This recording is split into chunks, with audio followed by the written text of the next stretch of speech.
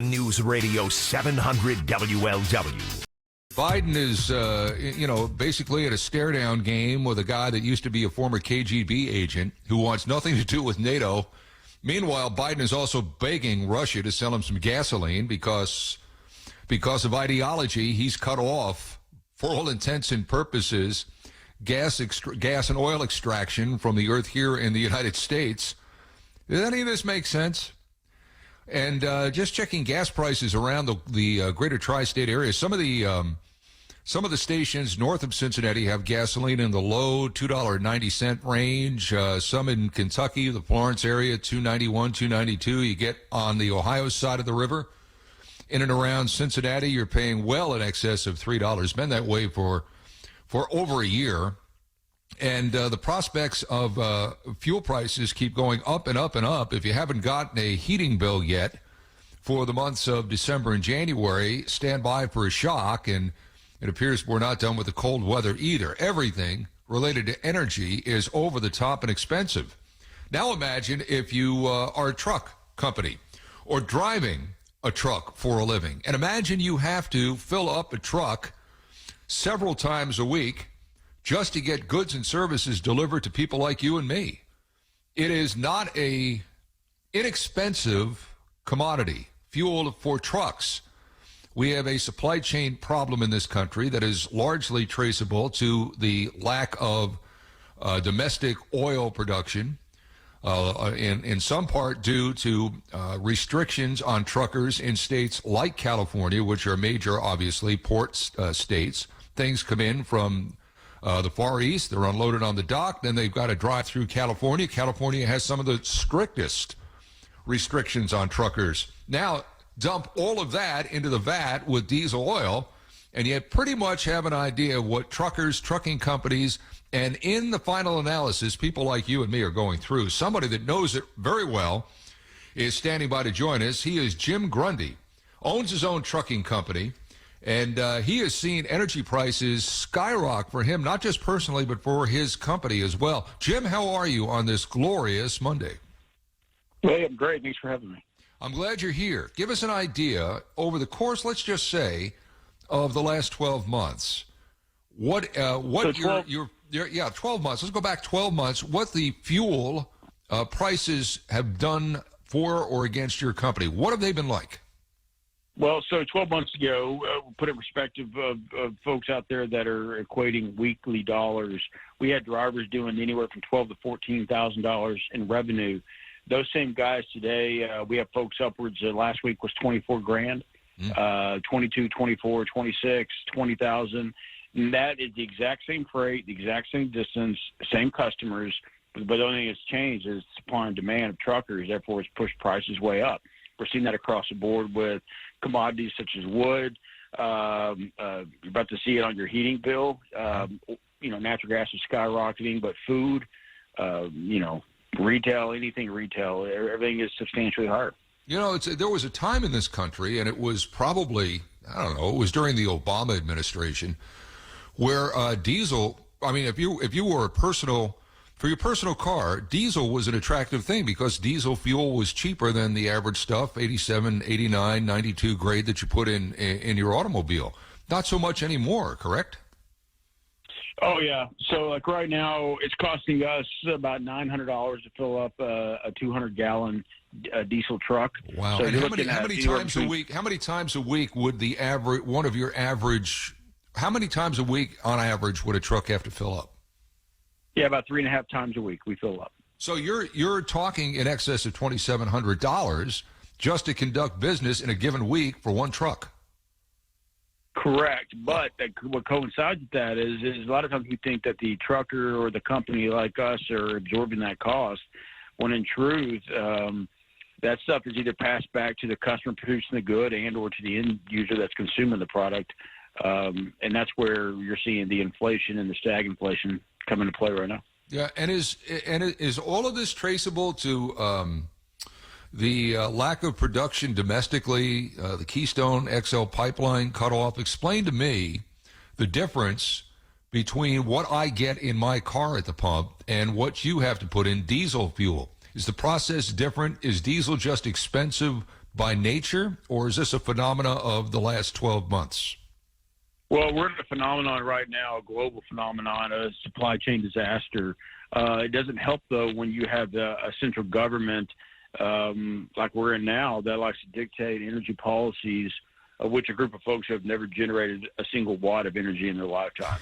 So when they're sitting there telling you that, hey, we would rather depend on a Russian oligarchy and buy his oil or go negotiate with Iran, but meanwhile, domestically, we're gonna cap or suspend new fracturing or new well sites. To me, that's not America First mentality. It's not.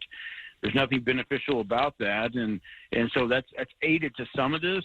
But really, what's happened in 2020, we shut down so many businesses. Behind every business is a trucker, right? So now we're trying to turn the switch back on. And in that business, we're also talking about refineries, oil refineries that make byproducts such as gasoline and diesel, right? So mainly when we're fracturing for oil, crude oil, or we're fracturing for natural gas. Yeah. Diesel, gasoline, they're all byproducts. Now, right? we may be on the brink of war with Russia, and yet we're trying to beg them for gasoline. Does any of that make sense to you? It doesn't make sense, but the concern here is last year we purchased more oil and natural gas from Russia than any other country in the world. So if they invade Ukraine and our standing with NATO and the peace alliances we have with all of Europe, it's going to put us in a substantial quagmire a little bit because we need to support Ukraine really from a social perspective, yet we have political dealings involving energy with Russia. It's very convoluted, and now there's reports that we've actually engaged in conversations with Iran about bringing their oil on our line into American soil, which is crazy. Jim, it's absurd. We've got so much sitting below the surface of our own country, and we've waddled back into where we were in 1977. I mean, this is just absurd, isn't it? We're the number one oil-producing country in the world. A lot of people don't understand that. We produce more oil worldwide than anybody, right? But a Permian Basin and South Texas plays, and then you take a look at, how the Utica play up there in Ohio and Pennsylvania and West Virginia aren't being utilized. And it's really, it's been a constraint on that region. I mean, how many people in Ohio, Pennsylvania, and West Virginia would love to go to work right now in the oil field to pay what they pay? Yeah. Now, your company, you buy the diesel, or do you make your drivers buy the diesel? Who buys the diesel gas? No. We purchase the diesel on our side, but majority of the folks that work for us are owner-operators. That cost is essentially at some point passed through them, but it's reflected in the rates at which they run. So at the end of the day, it's kind of a pass-through cost on our side, but it's either who's footing the bill. We're fronting the cost, but on the backside we get reimbursed by our customers. Gotcha. Jim Grundy's our guest. His company is Sisu Energy, LLC, and we're talking about fuel and just cost skyrocketing in the trucking industry. And let's face it, we have a supply chain problem in this country to begin with. How much of a chore is it for you to find drivers? Because the last I heard, if you had your truck license and you could drive an 18-wheeler, you could make some decent money. Is it difficult for you to find and retain drivers? There's so many federal restrictions right now. With insurance companies not being, regulated on any level. So right now, insurance companies are the biggest detriment. And now you've had FMCSA, who's recently added new requirements for new drivers wanting to get their license. And then you add in the cost of the corporate income tax, and most of these guys are their own companies. There's just not a lot of advantages out there right now. There's not a lot of programs where you have folks educating the younger 20-year-old something that, hey, you can go make $500,000 out here being a trucker. You can make more than those folks over there on Wall Street. Yeah. But yet, for some reason, we don't promote these what we call blue collar jobs like electricians and plumbers and truck drivers. When in fact, everyone there is making six figures right now. It's unbelievable opportunity for those looking for work. Yeah, dead on that. Absolutely. Does it? The supply chain problem we have, I know, again, this is, to use your words, it's convoluted, and there are many factors for it. not the least of which is production. But a lot of it is that he is getting things from point A to point B, is it not? Yeah, especially, on the global perspective, shipping channels right now are completely backed up. In the U.S., we're short 140 to 150,000 truckers amongst all industries. Oil and gas is begging for truckers on our side. Down here in Texas, we're begging.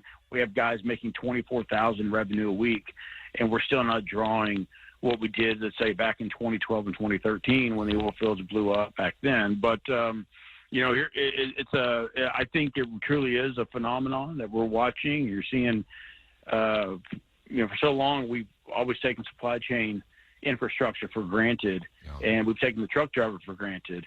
And we're kind of seeing what happens now when you lose that infrastructure and that sustainability. You have chaos and you have pricing chaos. Yeah. What really worries us, though, on our side, how many people are on fixed incomes right now with stagflation? You have all the rising cost of goods and heating and whatever. These folks can't afford it that are on fixed incomes, and no one is doing anything to address that problem. No, I saw today that there are they placed a number. It was one of the cable channels, either CNBC or Fox Business.